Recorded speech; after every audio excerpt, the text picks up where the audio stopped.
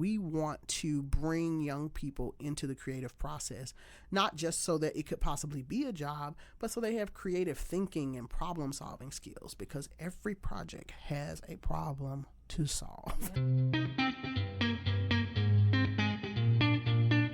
Welcome to Let's Talk, ladies, Conversations Across Generations.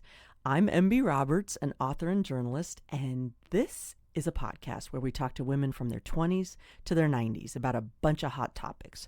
We ask questions, share experiences, and learn from each other. And it's not just about older women giving advice.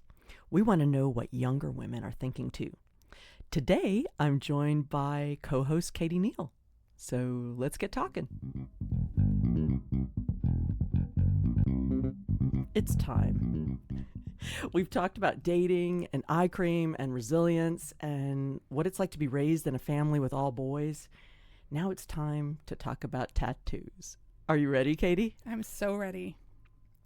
This is a fun topic, right? Yeah. I it's mean, a great topic. It comes up, in our world a bit. Well, and the reason I really wanted to do this topic, as we will get to, is I think this has been one of the biggest cultural shifts in like our generation.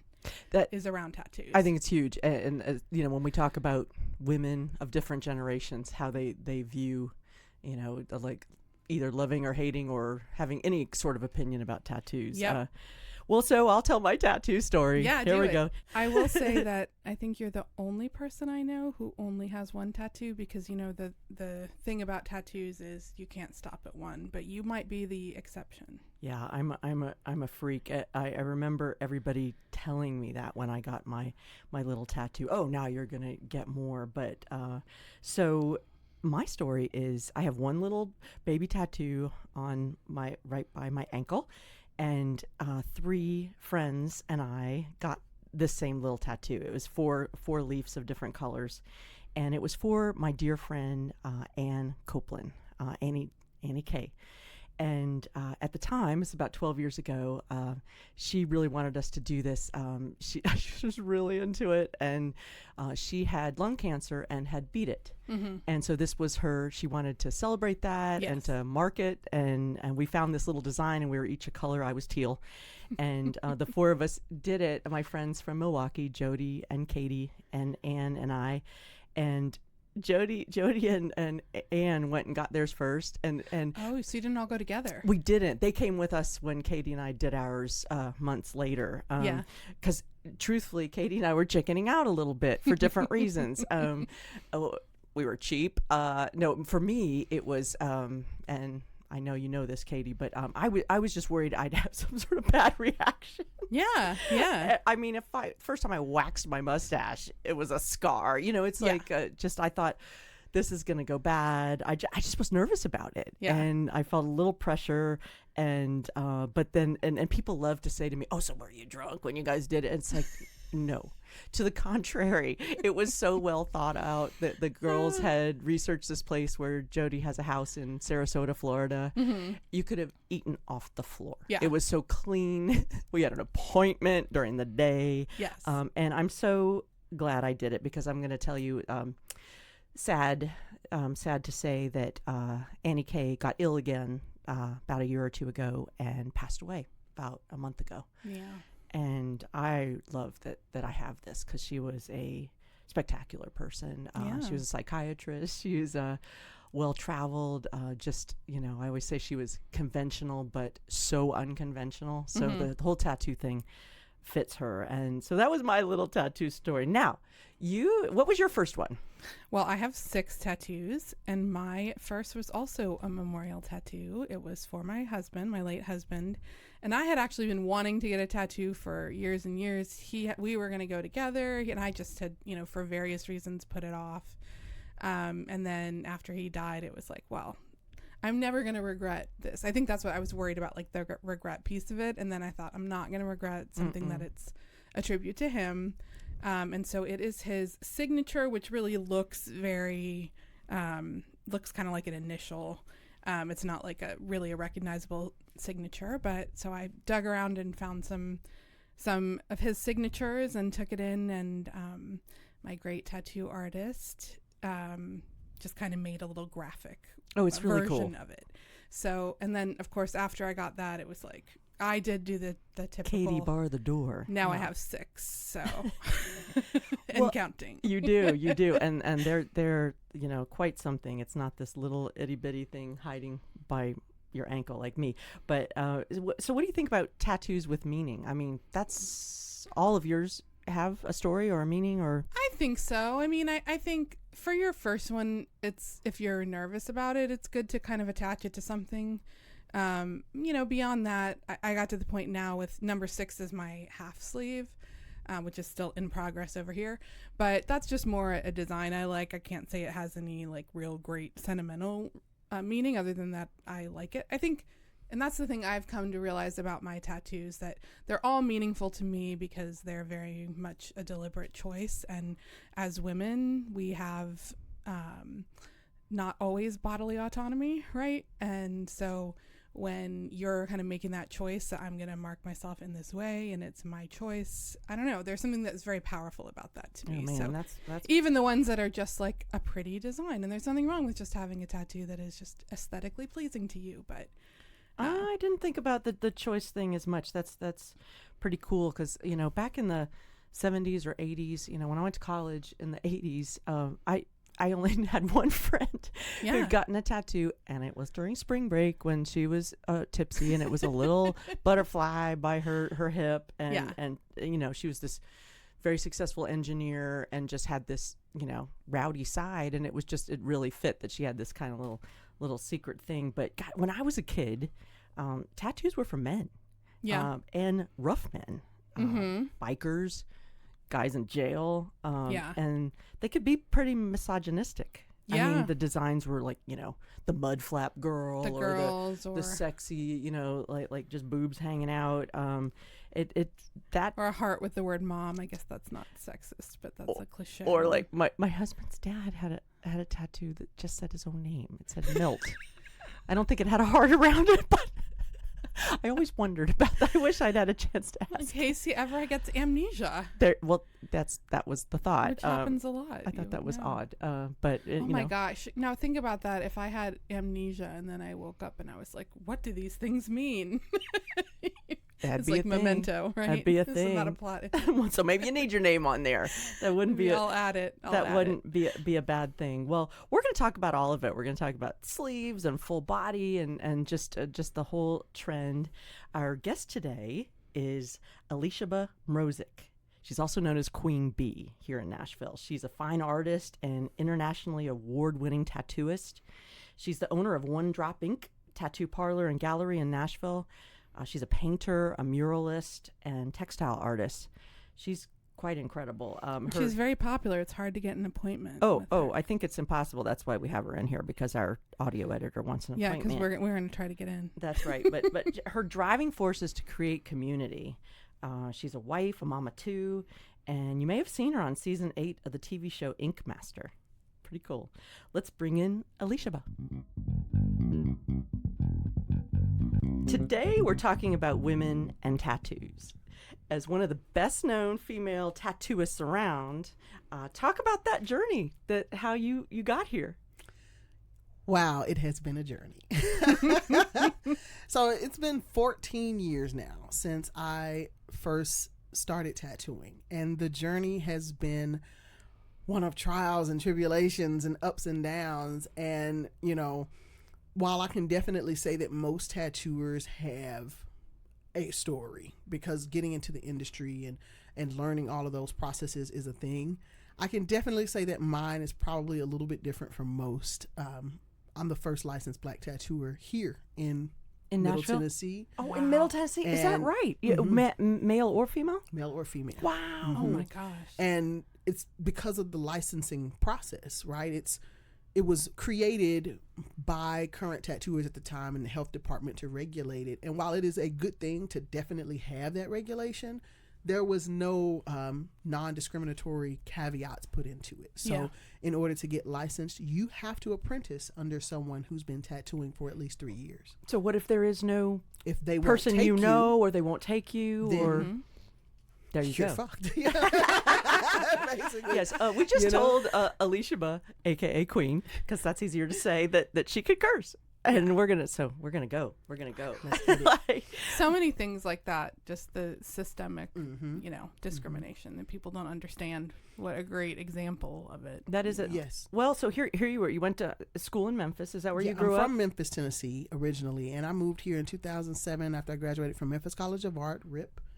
They closed. Aw. 80 years of Came art to school. Nashville, yep. Came to Nashville, just trying to leave home and figure out what I'm going to do with this art degree that I've paid for, and and just was working kind of a regular job, trying to connect with people. I didn't understand the art game back in the day. I didn't know that I needed a pedigree and all this to get the gallery game, because I don't have gallery representation. I don't have anybody helping me do these things as far as selling and connecting. It's all been on me to grow and connect and learn how to do art and tattoos and everything I seem to do. But because we're in the South, I'm a Black woman and my face doesn't belong, quotes, in a tattoo shop environment.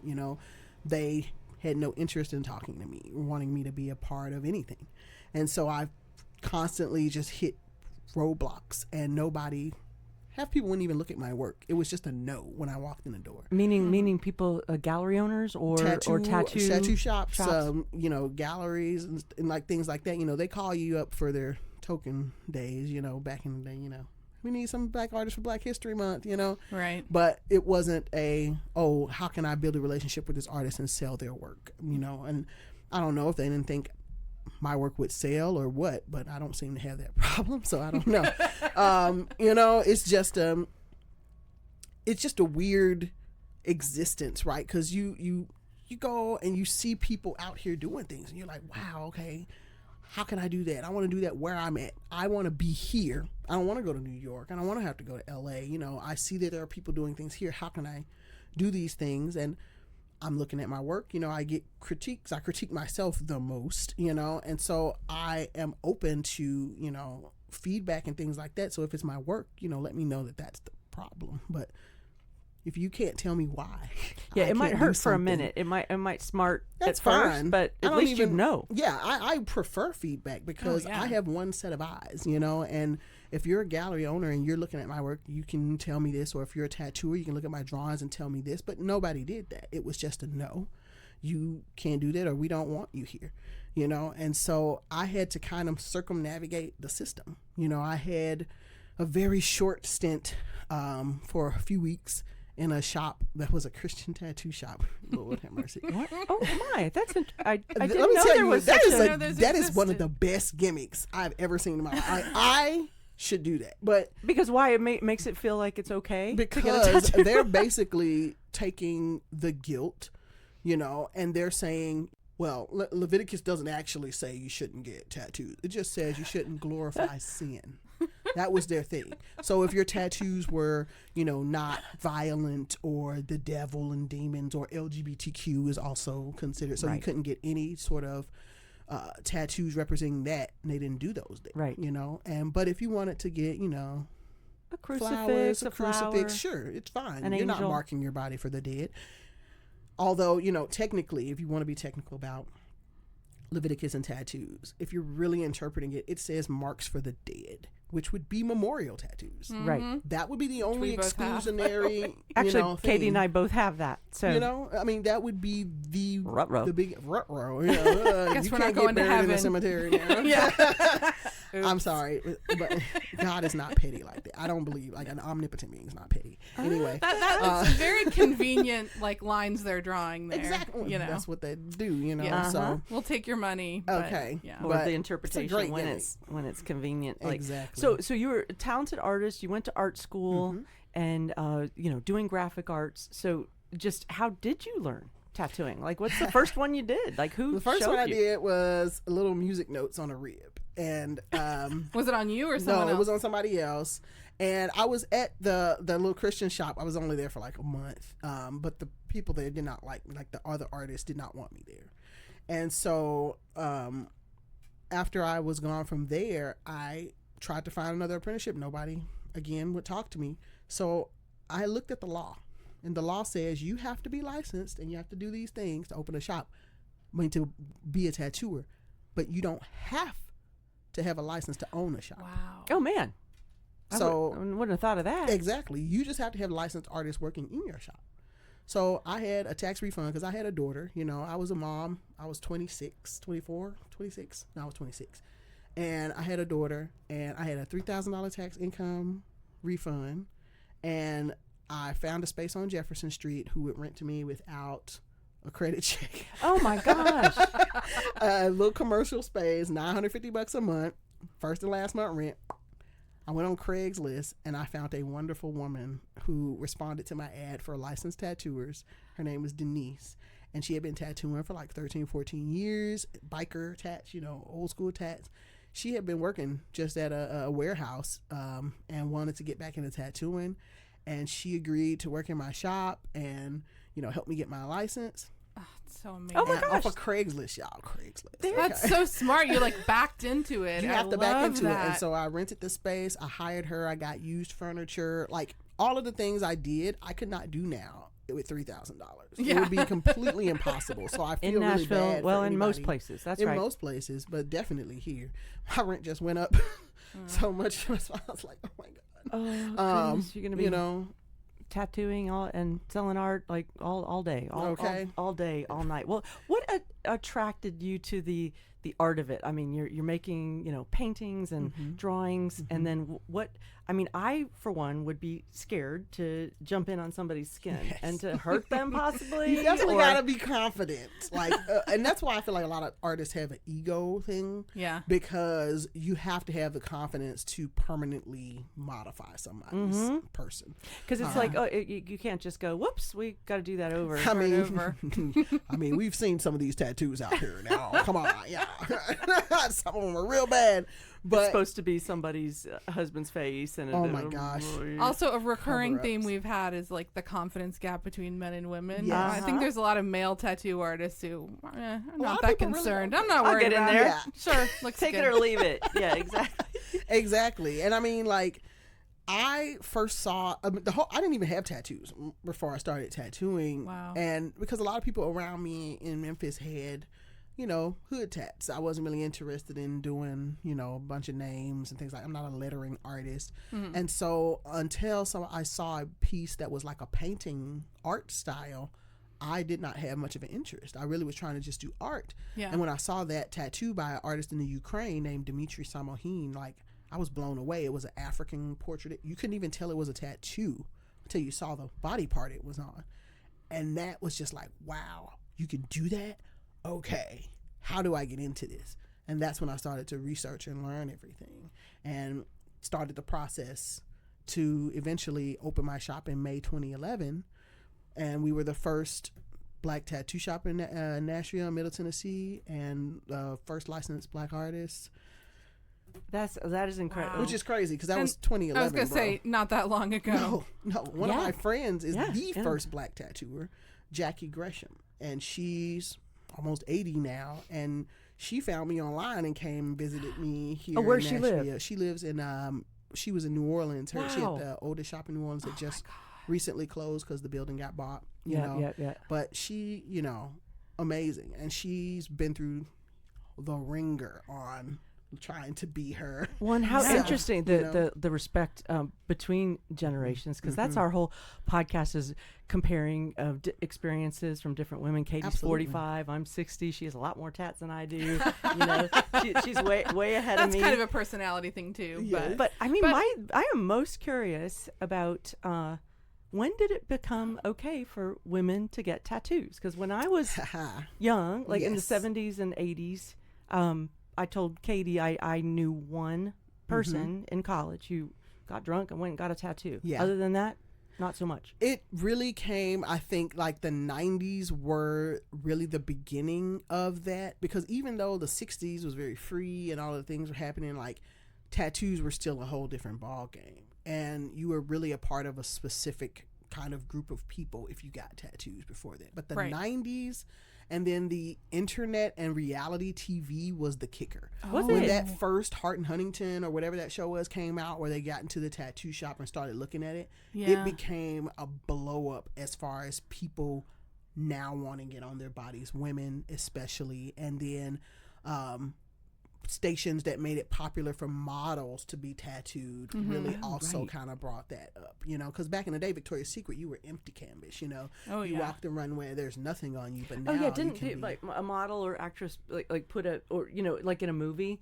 they'd have to put on a bandage and they'd have to makeup cover it. Yeah. And Still, everything. some of them, I think I saw like a Dallas Cowboy cheerleader like has to cover hers because they still have that. It's very like antiquated. That standard of. But I get it if they're playing a part that doesn't Yeah, go or with an the part. actor. you Yeah, know, yeah, yeah. Then, Right. then that kind of makes sense. But The internet is interesting because I think we see that a lot. That just that opened up the world to everybody, and so you just were seeing it more than you know. right, what because you if were you didn't supposed see it to. in your world, in your world, yeah. Do you remember the first woman you tattooed? She was my second client that I ever tattooed was a woman. First one was a guy, second one was a woman, and it was actually a friend of mine. So that was easy, you know, helpful when you're practicing and you are, you know, working stuff out. Women are more kind of just forgiving in general and more patient in, you know, just working with you, especially when you're learning and practicing. And women in general, like my style, I would think is much more feminine when it comes to my designs and how I do them.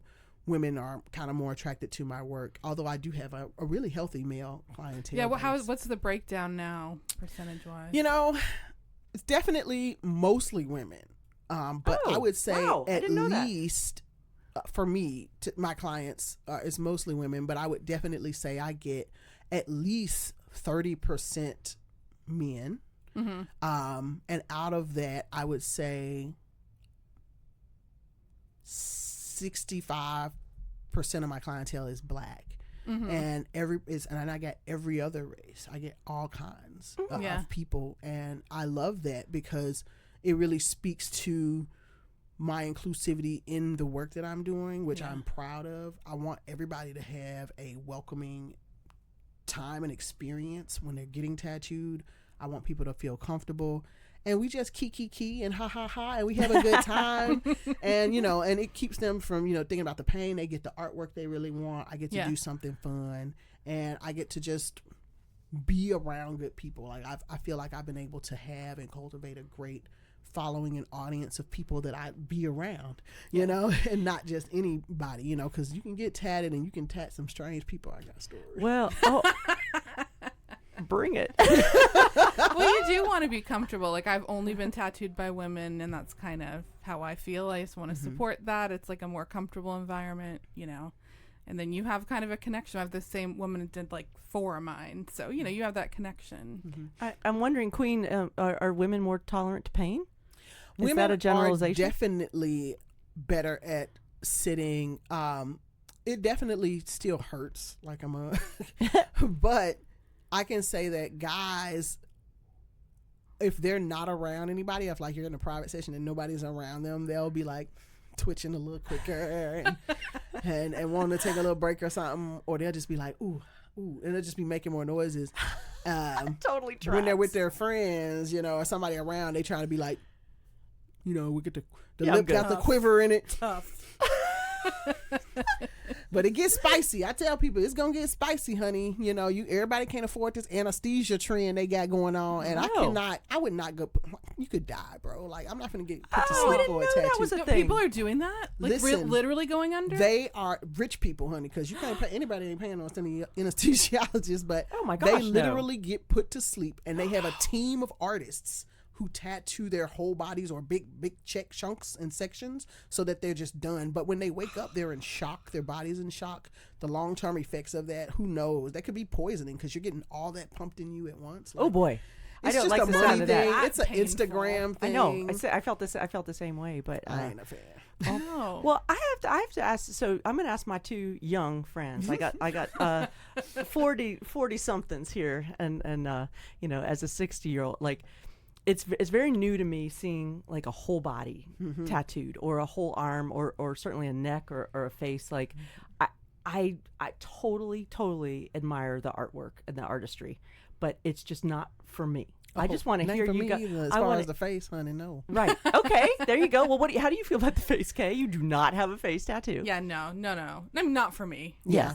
I feel like a lot of the face trend that's happening, especially amongst young people, and I won't do it if you're like really young and you come to me and you don't have tattoos anywhere else and you want your hand and face. I'm just like, bro, get a job, bro. Hands do feel something way else first. more common. That used to be like, oh, nobody used I to would do think that hands. would hurt like crap. It 'cause does. There's no fat. That's the one place I don't have like a nice little fatty. No, something. it definitely hurts. But I feel like the face things, it's a trend just like social media. People want to have this look and aesthetic that reflects who they want to give out to the world, but I'm just like, come on, like your face, especially like these huge face tattoos on chicks, like I don't think it look good. But you know what, if you grown, baby, and you doing your thing, I ain't gonna stop you. But I definitely am not gonna do it to somebody who's not already tattooed or established.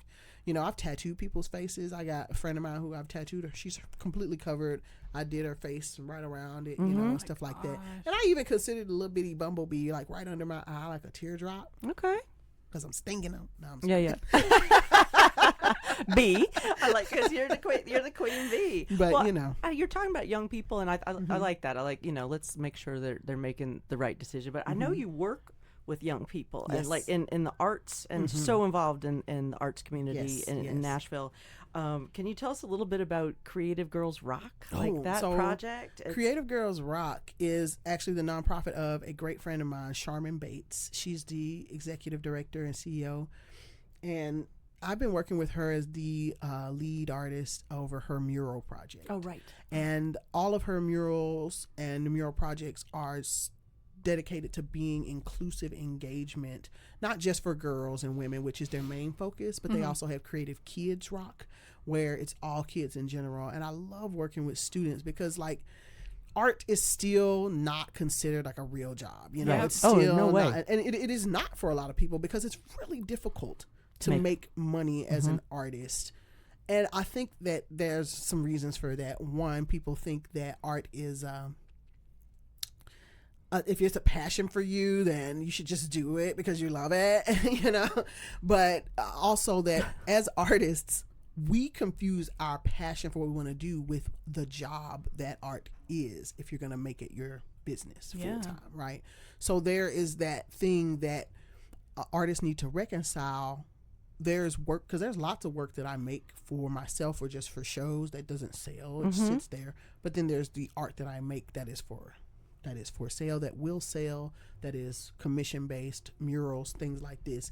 Like my job is with her to lead the mural program, to work with young people and teach them how to create and collaborate to make a community based piece, mural, sculpture, structure, any type of thing. We want to bring young people into the creative process, not just so that it could possibly be a job, but so they have creative thinking and problem solving skills, because every project has a problem to solve. Yeah. And when you engage with these kids in a way where they feel like they have that ownership of a project, they take care of it better, they really get involved. Like, I've done high schools, and them kids don't give a fuck. Okay, when I tell you, I came in to work with the littler ones. Well, no, I love the older kids too, but it's just you have to be able to learn and deal and pivot in a situation. And I was at a school, and the kids were just being silly and stuff, not wanting to really involve themselves. And one guy, he was the jokester, of the class. And I was like, all right, you're going to be our silhouette for our design, And he was like, oh, well, I was like, come on, you and her go and jump and make a pose, and I'll take the picture, and then we're going to put it on the wall. And they had to help me design it. They had to help me do it. And once he got into it and got involved, he was on it. He was like, I want to help. He was up on the ladder. He was doing the paint, and he just got really hype about it. And at first, he didn't want anything. What a smart way to get him engaged. Yeah, but you just have want to be the center of attention. You can be the center of this project. And now there you go. On the wall. Yeah. Well, and I know community. I've read things, and I've seen. Well, first of all, we haven't even mentioned Ink Master. How cool is it that you are on that show? But the word community comes up with you a whole lot. Like, and whether you're tattooing or doing murals or doing other kinds of art, how important is that to you? It's very important, because I want to be a part of a community that is like that vision that I see, where we're all collaboratively working towards making all of our kids better. You don't have to have kids to want to have better kids No. in schools. Like, you don't need to have, you don't, if you want a better neighborhood, then we all have to care about everybody in it.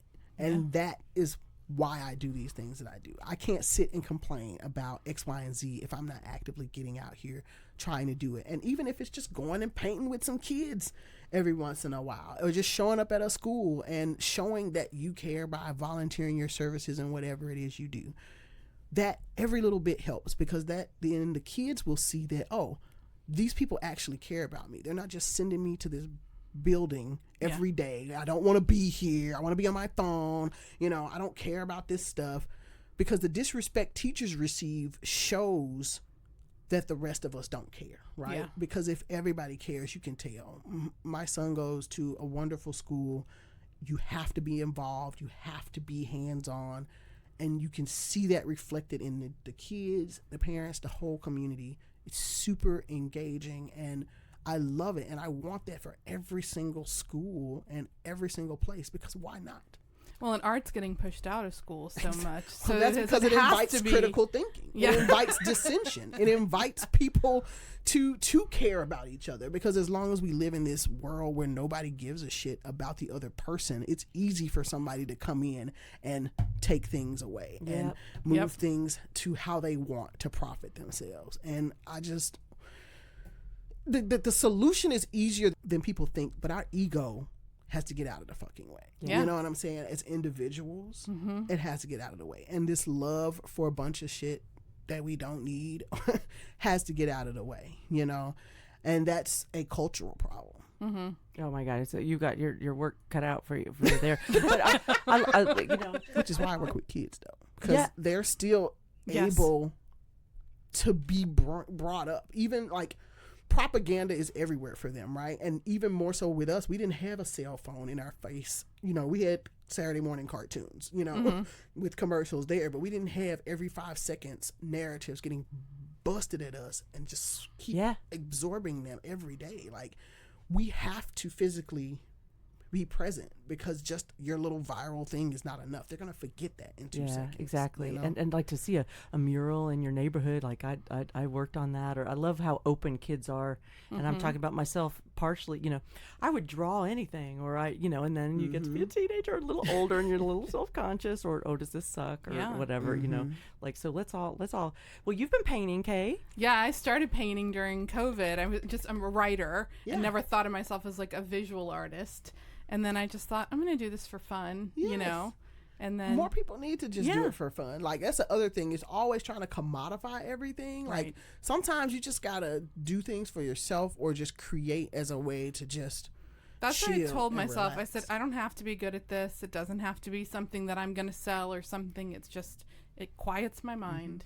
You What know? is good, though? Yeah. That's awesome. It was kind of like our podcast. We're not just doing this for all the riches. Yes. Good thing. Elisheba, thank you so much for being with us Absolutely. today. We were dying to meet you, and I'll put you on the spot. Our audio editor wants an appointment. So, Wait, I want to get in line. oh, you too. Okay. And that's a wrap for this episode of Let's Talk, Ladies, Conversations Across Generations. We'd love to hear from you. If you liked this episode, please subscribe to the show on Apple or Spotify, and follow us on Facebook and Instagram. You can also send us an email at comments@lets-talkladies.org, or leave us a message at 629-888-3542. We'll talk again soon on LTL.